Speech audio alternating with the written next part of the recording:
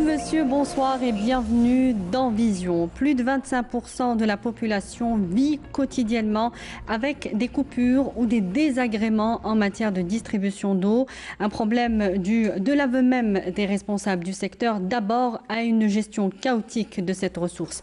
Sans parler de plus de 400 communes dans le pays désormais désignées comme zone d'ombre et qui attendent tout simplement d'être raccordées au réseau AEP de l'Algérienne des eaux. C'est plus de 3 millions de personnes qui n'ont jamais d'eau dans les robinets.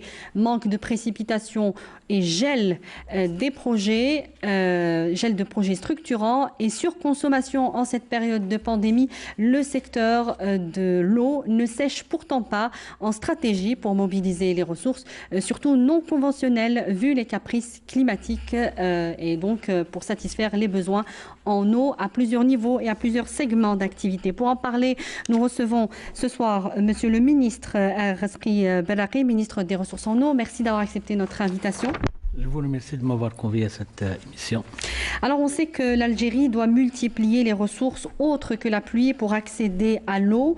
Ce n'est plus un choix mais une nécessité, Monsieur le ministre. Pourquoi on a peur d'évoquer tout simplement le mot sécheresse lorsque le phénomène est palpable, ne serait-ce que pour sensibiliser les Algériens sur notre situation hydrique? Moi je pense que ce n'est pas une question qui est liée à cette peur d'évoquer cette contrainte climatique, mais il faudrait s'assurer qu'elle y est. C'est vrai qu'on a connu un déficit et un recul en matière de précipitation, mais ce n'est pas une sécheresse prononcée et constatée. Parce qu'il faut savoir que la sécheresse, et on existe. Là, c'est énorme. Là, c'est énorme.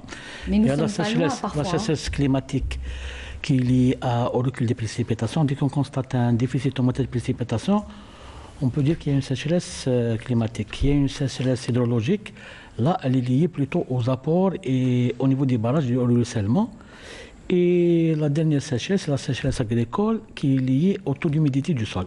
On n'en est pas à ce stade-là. Il y a un recul, il y a une insuffisance en matière de ressources constatée pendant plusieurs années. Mais on reste dans des quantités acceptables et des réserves qui permettent de prendre en charge les besoins tous usages confondus. Donc, on est au début de la saison humide. Heureusement qu'il y a eu des permis ces derniers jours et je suis très content. Et on ne pourrait évaluer la situation et dire que c'est une année sèche qu'à l'issue de la saison hivernale. C'est-à-dire en avril? Plutôt au mois de mai, parce qu'il faut savoir qu'avec les changements climatiques, la saison d'hiver a connu un recul, il y a un décalage des saisons. Oui. Donc aujourd'hui, on compte un petit peu sur ce décalage. Hein. Oui, heureusement. Donc, on a fait des calculs statistiques et on s'est aperçu que février, mars, avril, je le dis chaque fois, c'est les mois les plus pluvieux et les mois qui apportent plus d'apport au niveau des barrages. Donc voilà, on doit attendre ces mois-là. Inch'Allah, il y aura de la pluie et j'espère qu'on ne va plus parler de sécheresse. Alors, l'Algérie vit avec un stress hydrique avéré depuis un peu plus d'une vingtaine d'années, peut-être même plus. Est-ce qu'il n'y a pas une forme d'anachronisme, Monsieur le ministre, entre cette réalité complexe et le fait que tous les ministres du secteur de l'eau, y compris vous actuellement, promettent ou en tout cas œuvrent à raccorder tous les Algériens en eau potable en mode H24? Est-ce que c'est réaliste?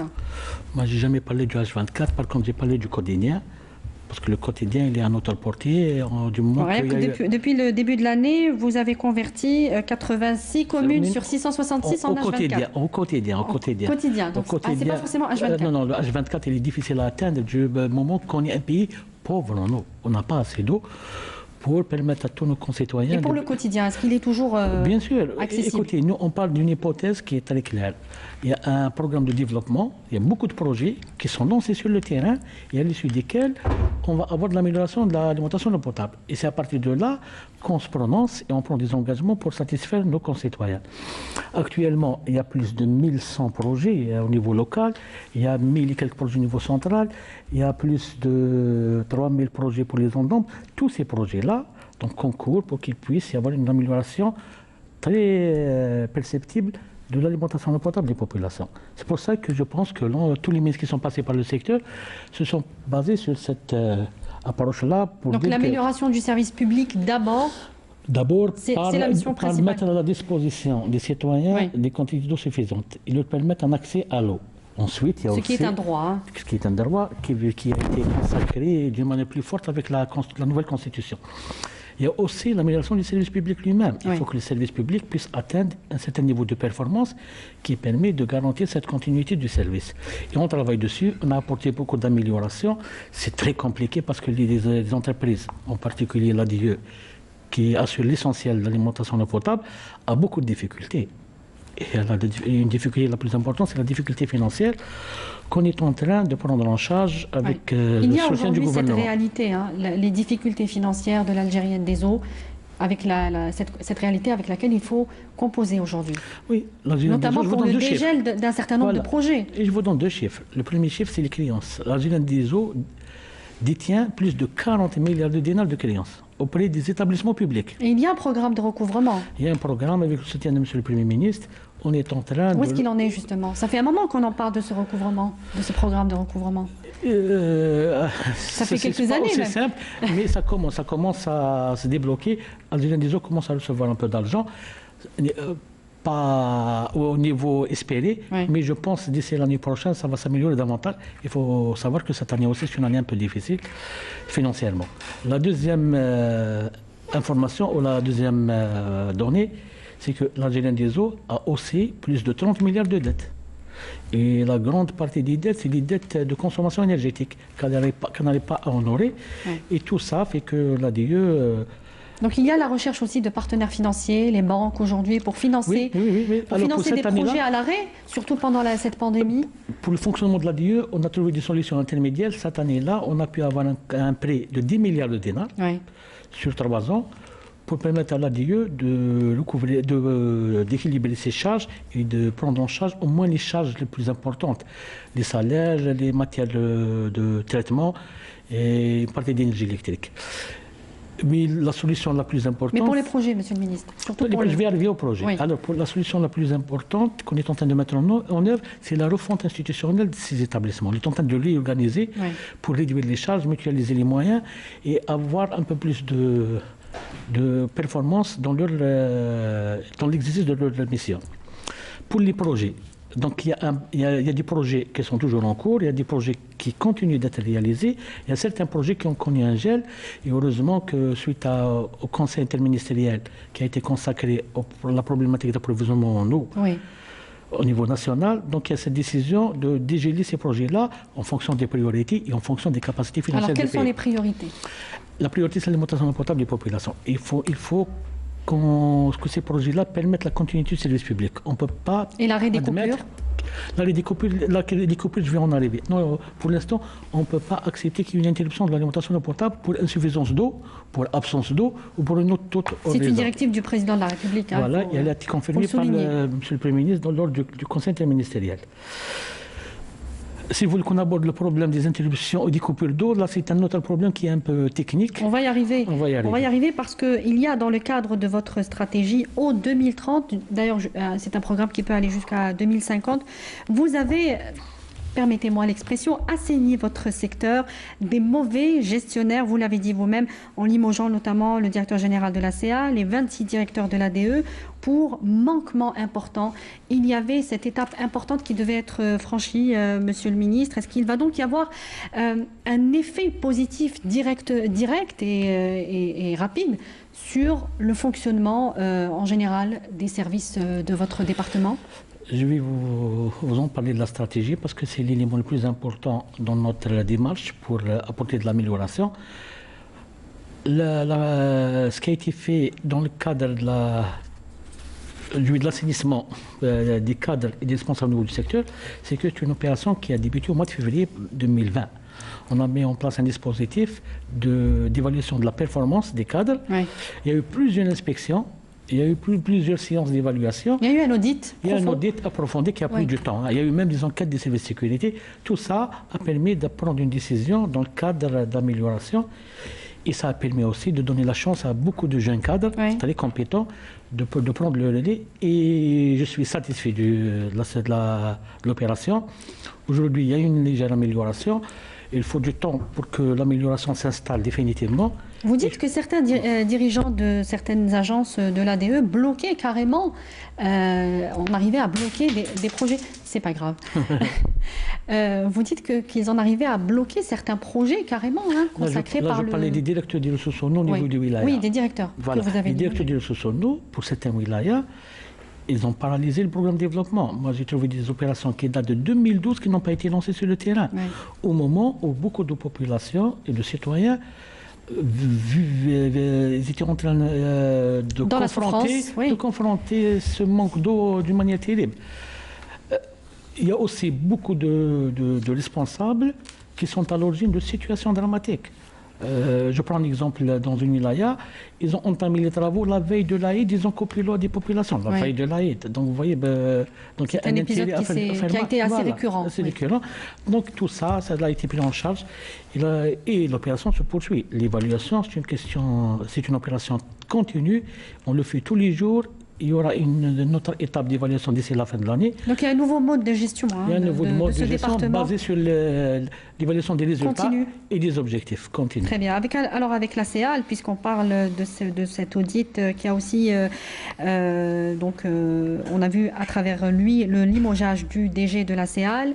Le contrat de partenariat est toujours en cours jusqu'en août 2021. Vous dites que vous êtes en négociation avec Suez Afrique. Si je ne me trompe pas, qu'est-ce qui va se passer? Alors, premièrement, donc, il y a eu cette évaluation de l'alimentation potable de la capitale. Il y a eu une prise de décision concernant ces responsables défaillants. Donc, c'était le DG et une dizaine de cadres autour. Donc, ça a permis de mettre en place une nouvelle équipe. Et par contre, ce qui concerne le contrat Suez qui prend fin en 2021, donc pour le reste à réaliser, donc on a tenu une réunion avec les responsables de Suez. Et on s'est mis d'accord sur une nouvelle approche pour qu'on puisse reprendre en main la capitale. Définitivement. Il y a aussi beaucoup d'objectifs qui n'ont pas été atteints dans les contrats précédents. Le transfert de technologie. La sécurisation du H24 d'Alger, la réduction des consommations. Il y a beaucoup d'objectifs qui demeurent non atteints. Donc on leur a exigé une reprise en main et qu'ils mettent de l'intensif pour rattraper ce retard-là.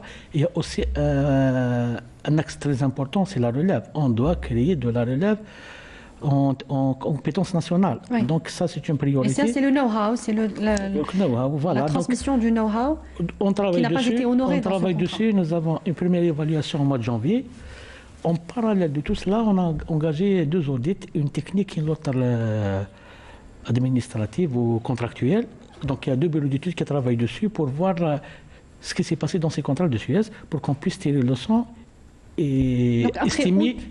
Après août 2021, qu'est-ce qui va se passer? Il va y avoir reconduction de ce contrat ou la recherche d'un nouveau partenaire? Vous savez, nous, on est partant pour qu'on s'occupe nous-mêmes de nos concitoyens. Est-ce qu'on en est capable? Je pense qu'on est capable, on a assez de compétences. Maintenant, il faut leur donner la chance et leur donner les rassurer pour qu'ils puissent prendre en charge. Parce que Suez, en fin de compte, c'est 3-4 personnes. Hein. Le reste, c'est des Algériens qui assurent l'alimentation potable des populations. Un contrat qui dure depuis 2006, rappelons-le. Voilà, donc ça fait 14 ans, 15 ans, il y a 3 contrats. Il y avait de l'amélioration, il faut le reconnaître, mais ça nous a coûté très cher. Une amélioration payée par la zone des contribuables. Et je pense que d'ici le mois de janvier, on sera très fixé sur la poursuite au nom du contrat Suez. Mais je pense que tous les indicateurs nous recommandent de compter sur soi-même. Donc de ne pas reconduire ce contrat. Moi, je pense que c'est l'option la plus privilégiée. Très bien. Alors, il y a aussi cet objectif de réduire les pertes. Déjà à court terme, pour la fin de l'année 2020, jusqu'à 7% la récupération. C'est aussi une autre ressource. Vous dites que c'est la 4e ressource sur laquelle on peut compter, non conventionnelle. La récupération de 7% des pertes en eau, ce qui représente 200 millions de mètres cubes, soit l'équivalent de 5 barrages. Quels sont vos moyens pour y parvenir? On sait que c'est très complexe aussi de mettre cette stratégie en place. 7%, c'est l'objectif qu'on s'est fixé pour cette année, pour 2020. Et on n'est pas loin de l'objectif, donc ça avance. La preuve, on a renforcé l'ADIE, donc on a eu du renfort à partir des micro-entreprises. On est à 500 entreprises sur le terrain qui participent à l'atteinte de cet objectif. Au niveau d'Alger, il y a environ une centaine d'entreprises qui travaillent quotidiennement sur la réparation des fuites. Vous savez qu'à travers le monde, les réseaux atteignent un niveau de rentabilité d'environ 80%. Donc on admet jusqu'à 20% de pertes. De pertes. Alors que nous sommes à 50%. jusqu'à 50%. 50%, là, ça devient du gaspillage. Ça devient du gaspillage. Et ce que je reproche à Suez au niveau d'Alger, c'est qu'ils n'ont pas travaillé sur ça pendant les 16 années passées. Ouais. Donc on a mis en tête des priorités la lutte contre les fuites et on va travailler dessus. Nous avons un objectif d'atteindre ce niveau, ce standard international d'ici au plus tard fin 2024 ou 2025. Et c'est un objectif qui a été assigné à l'ADIE comme aux autres opérateurs chargés de distribution de l'eau. J'ai mis en place une commission au niveau du ministère qui fait de l'évaluation mensuelle. Chaque mois, on évalue ce qu'on a fait et on évalue aussi les prévisions pour le mois qui suit. Voilà. Alors comment parvenir justement à ces objectifs assignés et donc l'amélioration du service public en général, avec des fuites récurrentes, de grosses fuites même par endroits, des coupures d'énergie, des casses de conduite. Est-ce qu'on peut parler d'un réseau techniquement vétuste? Tout à fait. Beaucoup de villes souffrent de la vétusté des réseaux. Il y a des réseaux qui ont plus de 30 ans d'âge. Qui ont été agressés par des raccordements non conformes, par des piquages illicites et tout ça. Donc c'est là que ce qu'on reproche aux politiques antérieures, c'est au lieu de travailler sur la rénovation des réseaux, donc ce qu'on appelle la demande en eau, pour réduire les fuites, à chaque fois qu'il y a un manque d'eau, on recourt à de la mobilisation, donc une partie va combler, évidemment en fait, vers les fuites. Et c'est pour ça qu'on a changé de stratégie au niveau du secteur et on a favorisé et priorisé la lutte contre les fuites, la réparation, la rénovation des réseaux et bien sûr aussi tous les aspects qui sont liés à la gestion technologique d'une ville. Parce que les villes, c'est très compliqué. Les réseaux sont souterrains, c'est une toile d'araignée. Donc s'il n'y a pas cet apport technologique à travers des capteurs, une gestion numérique et télégérée, on ne pourra jamais gérer d'une manière convenable nos villes qui commencent à prendre des dimensions très importantes. Et alors la même chose aussi, un mot sur les eaux épurées. On en produit quelques 480 millions de mètres cubes, mais on n'en consomme que 50 millions. C'est là aussi une perte sèche en termes d'énergie, en termes d'efforts et en termes de coûts aussi pour le trésor public. On vient de finaliser une stratégie pour la réutilisation des eaux épurées qui a eu l'aval de M. le Premier ministre, qu'on va présenter au gouvernement incessamment.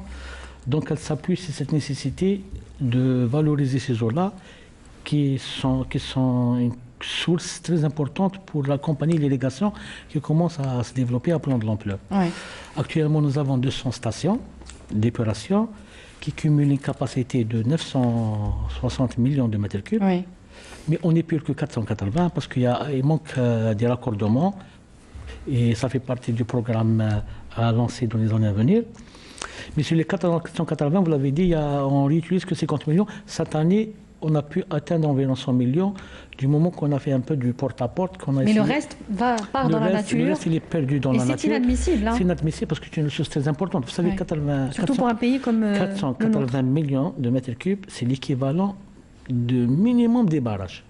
Vous voyez, donc c'est très important comme ressource. C'est énorme. Il y a un travail qui se fait actuellement avec le ministère de l'Agriculture pour un certain nombre de sensibilisation auprès des filières, parce qu'il y a ce vélo psychologique.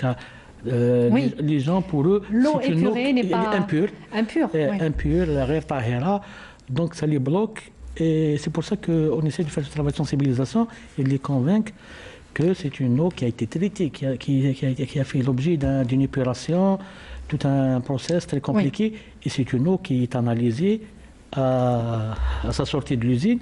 Et c'est une eau qu'on peut utiliser. On va passer au barrage et c'est votre domaine de prédilection, Monsieur le Ministre. Vous étiez dans ce domaine. Alors un taux national de remplissage des barrages évalué à moins de 40%. Ça varie même jusqu'à entre 12 et 100% par endroit. Est-ce qu'il y a lieu de s'inquiéter réellement de la disponibilité de l'eau et est-ce que, on l'imagine bien, il y a des mesures urgentes qui ont été prises et pour renforcer ce manque? C'est un taux très inquiétant pour certains barrages. Mais il faut dire qu'on est situé dans une région qui est soumise d'une manière continuelle à ces fluctuations. nos barrages sont connus pour avoir une régularisation interannuelle. C'est-à-dire, contrairement aux barrages de la partie de l'Occident, c'est des barrages qui ont une régularisation saisonnière. Ça veut dire que chaque saison, ils reçoivent de l'eau pour le remplissage et pour répondre aux besoins. Par contre, nos barrages, donc une année aide une année, parce que c'est une régularisation interannuelle. Donc c'est pour ça que ce n'est pas inquiétant pour les techniciens. Mais par contre, avec les changements climatiques et les périodes de sécheresse qui commencent à persister, donc il y a de l'inquiétude qui s'installe et heureusement qu'il y a de l'anticipation. C'est pour ça qu'on a essayé d'anticiper. On ne veut pas qu'on ait des situations identiques à celles de 2001. Donc on s'est dit là où le niveau a atteint un seuil critique, on commence dès maintenant à rechercher des ressources de compensation. Alors lesquelles? Par exemple, il y a le barrage de Taksept voilà, le barrage de Taksept. Qui dit presque sec. Hein.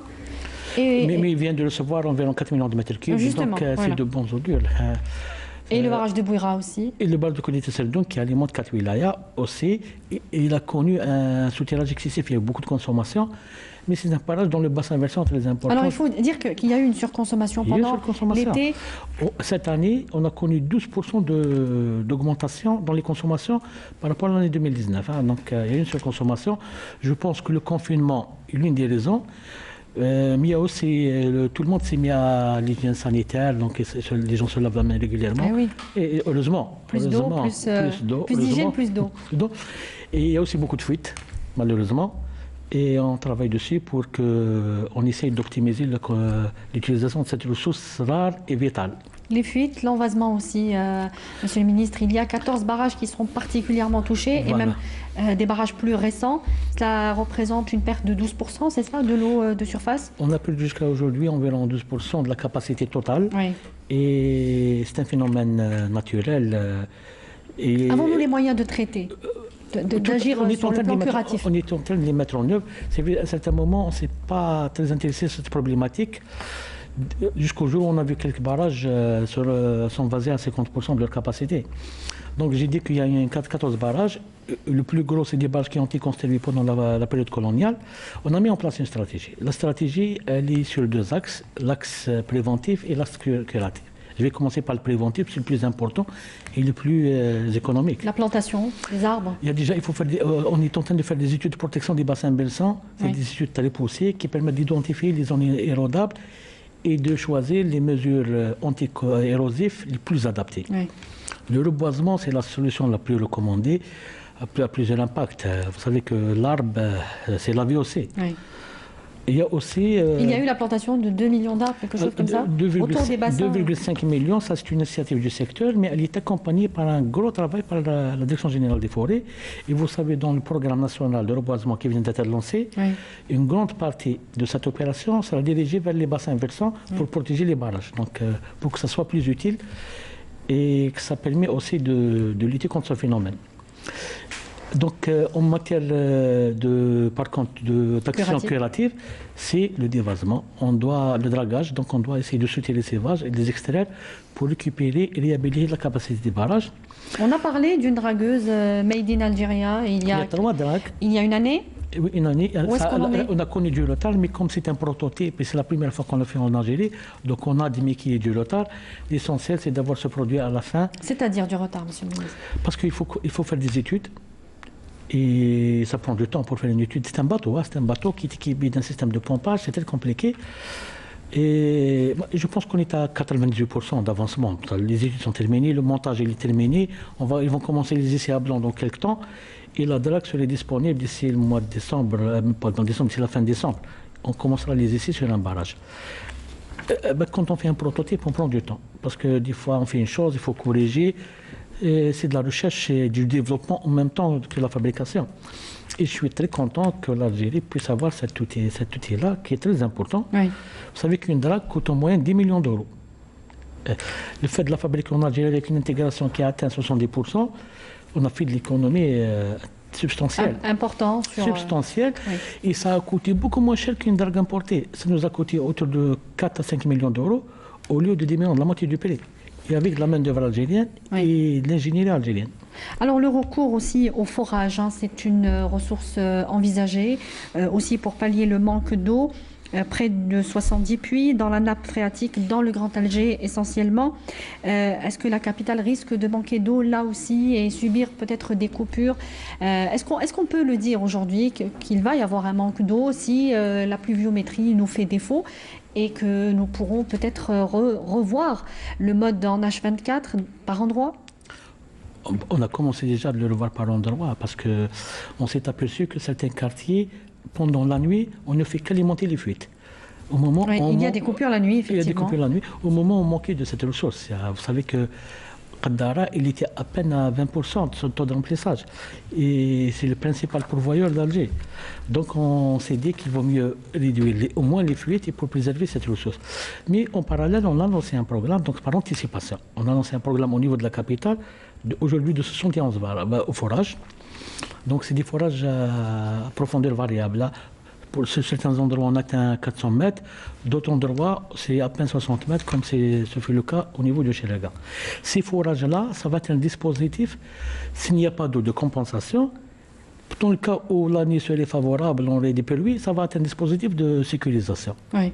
Donc, ce sont là les mesures que votre département a prises. Très bien. Essayer de diversifier cette ressource et ne pas trop compter sur les eaux de surface, parce qu'on s'est aperçu que c'est les eaux les plus impactées par les changements climatiques.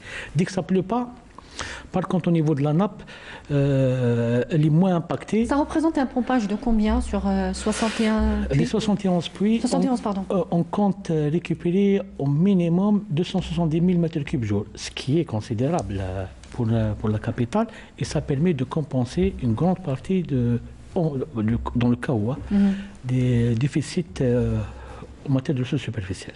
Alors, idem pour la nappe albienne qu'il va falloir désormais exploiter. Vous parlez d'une approche scientifique, voire mathématique, avec un pompage de 10 milliards de mètres cubes, c'est ça, par an, pour un potentiel estimé à 50 000 milliards de mètres cubes dans cette nappe albienne. Vous comprenez que cela inquiète certains spécialistes, parce qu'on avait tellement dit et redit que cette nappe albienne, on n'y toucherait pas, on la laisserait pour les générations futures. Et finalement, nous sommes contraints, notamment pour la relance de l'agriculture saharienne et les périmètres irrigués, donc de recourir à ces eaux souterraines dans le Sahara.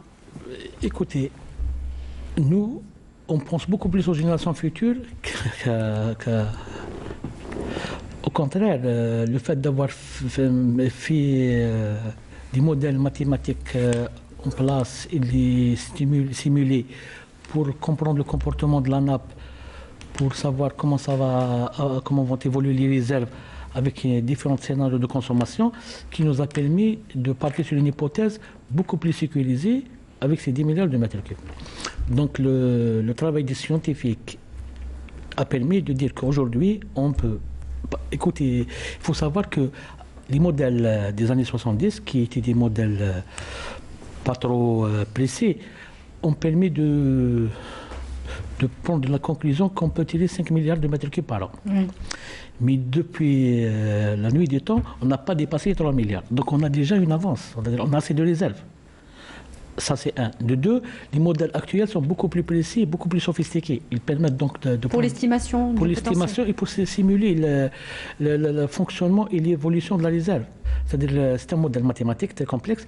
Il permet, dès qu'on part sur une hypothèse de consommation, voir comment la réserve va évoluer. Et ça permet de prendre une décision sur son impact.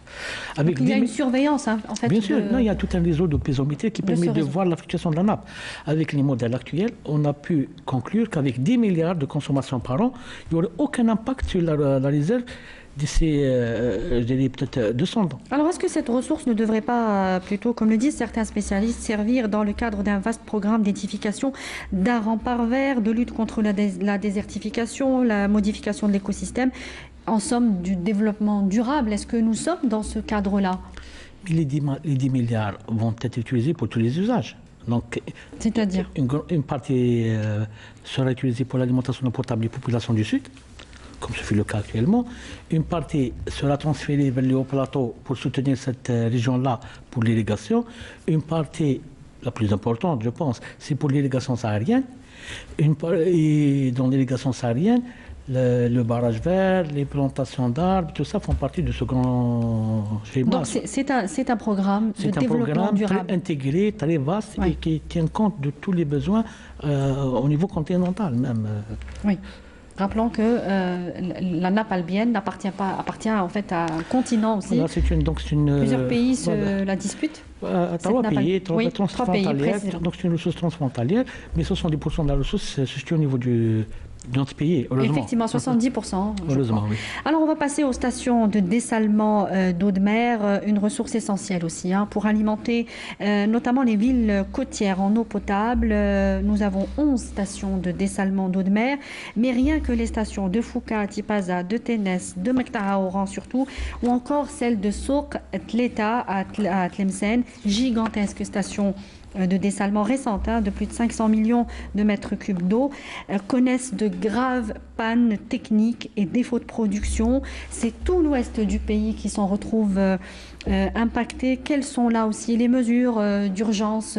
On avait cru qu'on avait sécurisé l'ouest du pays pour s'attaquer à l'est et finalement nous devons revenir sur ces stations dans leur maintenance. Quelles sont les mesures qui vont être prises pour relancer la production à ce niveau-là? Moi, je suis toujours convaincu que le dessalement reste l'unique solution pour sécuriser l'alimentation en eau potable du littoral, de tout notre pays. Parce qu'il permettra de dégager les autres ressources conventionnelles pour les autres usages. Ce qui s'est passé au niveau du dessalement, donc je pense que les montages contractuels n'étaient pas bien conçus. On retrouve plusieurs contrats dans une même station. On va revenir sur les contrats. Juste parlez-nous d'abord des mesures. Des mesures donc, que vous avez prises. Il y a deux stations qui posent problème. La station de Sourtlata qui est à l'arrêt depuis octobre 2019 et la station de Mekta qui connaît des perturbations, des pannes récurrentes et qui alimente Trois Wilaya, qui pose un grand problème. On n'a jamais atteint la capacité nominale. On est toujours au-dessous de 320 000 mètres cubes jour. Alors qu'elle peut produire jusqu'à 500 000 mètres cubes jour au nominal. Donc on peut admettre 98% de cette production. Oui. Les stations sont sous la tutelle du ministère de l'Industrie, plutôt de l'Énergie. Il y a un comité intersectoriel, puisqu'on est les consommateurs, on est les acheteurs de cette eau-là. On achète cette eau. Mais le ministère de l'Énergie devrait bientôt d'ailleurs transférer ce dossier. On s'est mis d'accord sur un principe, il faut qu'on s'en occupe nous-mêmes de cette directement. Mais il faut que ce soit progressif, parce que c'est des contrats, c'est pas aussi simple, c'est très complexe. Mais on va travailler ensemble pour qu'il y ait un transfert progressif, pour que le ministère de l'Eau s'occupe dorénavant des stations de dessalement. Pour ces deux stations, donc il y a un travail, il y a de la réflexion. Il y aura un CIM qui va être consacré pour la prise de décision. Donc on doit, pour Sourtlata, on n'a pas notre choix, il faut qu'elle reprenne parce qu'elle est indispensable pour l'alimentation, en particulier de la partie de Tlemcen. Elle a coûté très cher parce que c'est... de toute façon, c'est un investissement qui est financé par les banques algériennes. Et le problème, c'est que le manque à gagner est beaucoup plus lourd, puisqu'on a investi derrière pour ramener cette eau-là aux citoyens et on n'a pas cette eau. Pour le Mekta, c'est la même entreprise. Il faut savoir que l'entreprise qui a réalisé Sourtlata, singapourienne, c'est la même qui a réalisé le Mekta. Donc il y aura une prise de décision pour ces deux stations incessamment. Le ministère de l'Énergie, avec notre ministère, est en voie de finaliser un rapport à soumettre au Premier ministre. Il y aura une prise de décision pour que ces deux stations reprennent d'une manière beaucoup plus sérieuse. Alors, pour reprendre sérieusement la production, il faut, vous l'avez dit, revoir les termes des contrats signés, sachant que ces contrats, il y avait dans ces contrats les obligations du partenaire étranger pour la gestion et la maintenance des équipements et les capacités de production. On est bien loin, on l'a compris, du respect de ces obligations. Dans ces deux stations particulièrement, allez-vous changer de partenaire, opter pour un partenaire plus sérieux ou alors aller vers un litige juridique inextricable? Qu'est-ce qui va se passer avec cette... Je n'ai pas envie d'anticiper sur la prise de décision. Je pense que le CIM va examiner tous ces aspects-là pour que la décision soit beaucoup plus avantageuse pour le côté algérien et non pas créer un litige préjudiciable. Par contre, pour les futures stations, donc on est en train de revoir toute la démarche. Donc il n'y aura plus de contrats BO que ça a été conçu dans le passé. Il y aura des contrats beaucoup plus classiques et on va travailler sur l'intégration nationale, faire participer nos entreprises, nos producteurs, pour qu'on puisse avoir plus de maîtrise sur ces stations. Alors justement, on sait que vous parlez d'intégration. On sait que l'Égypte, qui compte lancer un vaste programme de stations de dessalement, va également construire une usine de fabrication des membranes pour les centres de dessalement d'eau de mer avec un partenaire sud-coréen. Nous réalisons des stations de dessalement depuis 2003 sans une stratégie de maîtrise de la fabrication des équipements. Est-ce que c'est normal, Monsieur le Ministre? Oui, c'est ça. Je pense que c'est ça que... Il est là le véritable nœud gordien. C'est un problème sérieux et épineux. Je pense que c'est un axe qui a été occulté dans la stratégie antérieure. C'est pour ça qu'on a mis en place une nouvelle stratégie qui tient compte de tout ce passif-là. Et à partir de là, on s'est dit qu'il faudrait qu'on s'occupe nous-mêmes de nos affaires. Alors concrètement, on est en train de travailler avec le ministère de l'Enseignement supérieur, avec les universités, pour se lancer dans les recherches pour qu'on puisse produire nous-mêmes nos membranes. Ça, c'est le premier point. En attendant, donc, on va continuer à les acquérir de l'extérieur. Mais pour le reste, je pense que c'est de la tuyauterie, c'est de la chaudronnerie, c'est de l'électricité. On est en mesure de le faire du moment que nous avons eu beaucoup d'expériences fructueuses. Nous avons construit des stations de déminéralisation, c'est le même principe, c'est de l'osmose, avec des entreprises nationales. Il y avait des stations qui ont été étudiées, donc l'ingénierie, la construction, une intégration qui dépasse les 70% avec des entreprises locales. Donc je pense qu'on doit suivre la même démarche pour les futures stations de dessalement. Actuellement, il y a 3 stations qui sont en voie d'être lancées. Oui. On va opter pour cette nouvelle conception. Sur ces 3 stations? Sur ces 3 stations. Bien sûr, je parle sous le contrôle du ministère de l'Énergie, puisque c'est lui qui va poursuivre le lancement des stations de dessalement. Pour le court terme. À Alger, Annaba et Skikda. Alger, Annaba et Bijaya. Celle de Skikda, elle était destinée essentiellement pour le phosphate. Elle est différée, voilà. Alors les stations, on va continuer à en produire et à en réaliser justement pour sécuriser tout le littoral en matière d'eau. Combien va-t-on produire à terme et combien va-t-on réaliser de stations? Nous en avons 11 aujourd'hui. Quel est le programme sur ces stations? Et pour un volume d'eau estimé à combien? Vous savez... Dans notre stratégie, nos objectifs, on ambitionne d'atteindre une production de 2 milliards de mètres cubes par an. Ce qui correspond à une satisfaction d'environ 80% des besoins des 70% de la population, puisque 70% est basé sur la bande nord. Donc ces futures stations permettront d'alimenter tous les citoyens qui sont situés sur une profondeur de 100 km de la mer. Et ça permet aussi de dégager les autres ressources qui vont être libérées pour les autres usages, en particulier soutenir l'irrigation et l'agriculture. Alors un dernier mot, Monsieur le Ministre, on a parlé des forages, on revient juste sur la sécurisation en eau potable du Grand Alger. Si la pluviométrie venait à nous faire défaut, qu'est-ce qu'il y aura comme mesure d'urgence pour parer à cette situation? Alors, donc c'était l'objet de CIM, c'est le premier point le plus important qui a été examiné par le CIM et qui a permis d'approuver le programme qui a été arrêté par le secteur. Donc, on va compenser tout le manquement d'eau qui serait généré par le recul des précipitations par les eaux souterraines. Et ce n'est pas uniquement pour le Grand Alger, donc c'est une opération qui va concerner les 18 wilayas qui risquent d'être impactés par cette insuffisance de pluviométrie. Donc il y a un programme pour toutes ces wilayas-là qui viennent d'être mis en œuvre. Moi, samedi, je partirai à Mascara et on va lancer 7 forages. Donc je vais procéder au lancement de ces forages-là sur le terrain pour qu'on puisse mettre à disposition des citoyens les quantités nécessaires et assurer une continuité du service public. Voilà, donc il y a un programme pour faire de la compensation à partir des eaux souterraines et on ambition de le réaliser d'ici le début mois de février prochain. Un dernier mot aussi sur la sensibilisation, Monsieur le Ministre, sur la raréfaction de cette ressource si précieuse qui est l'eau. On le sait aujourd'hui, l'Algérien vit avec un ratio d'eau très pauvre par rapport au ratio consacré par les Nations Unies, un peu plus de 1000, vous me corrigerez si je me trompe, 1000 mètres cubes jour. Nous sommes à moins de la moitié en fait. Par an, pardon.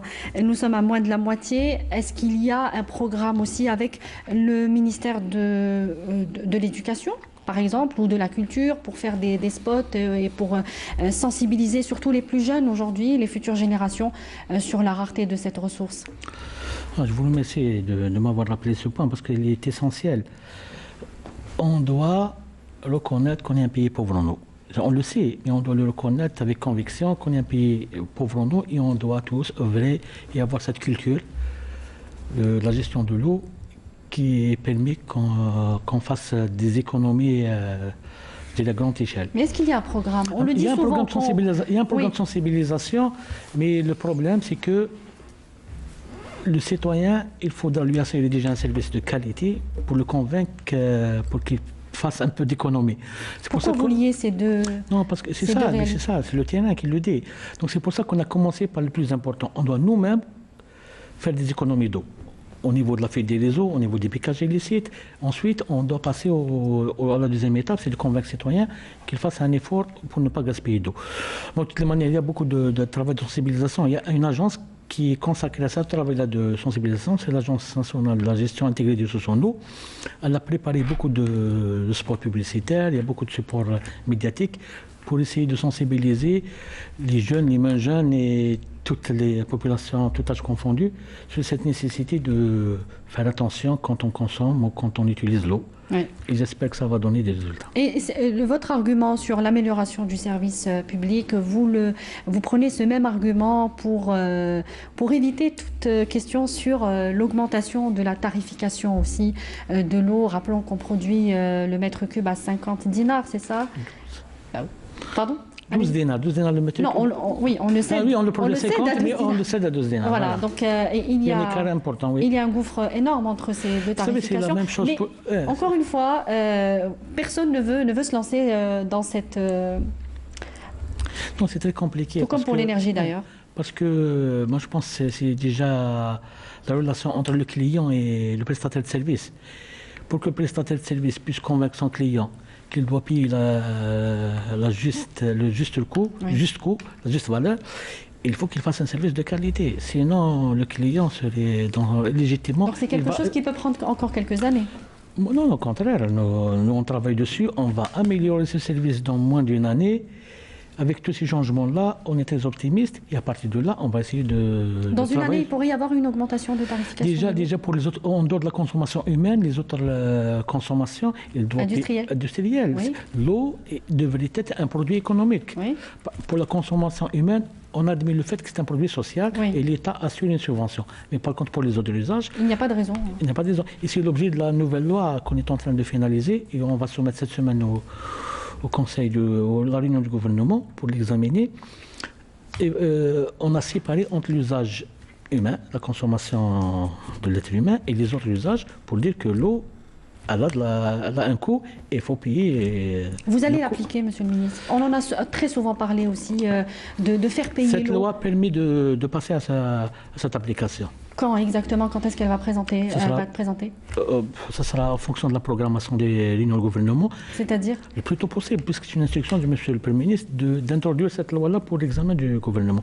Donc moi je suppose le premier trimestre 2021, la loi serait promulguée. Très bien. Monsieur Alsri Belraqi, je rappelle que vous êtes ministre des Ressources en eau. Merci d'avoir répondu à nos questions ce soir. C'est moi qui vous remercie. Merci à vous également de nous avoir suivis dans ce nouveau rendez-vous de Vision. Je vous souhaite une excellente suite des programmes sur notre chaîne et bonsoir.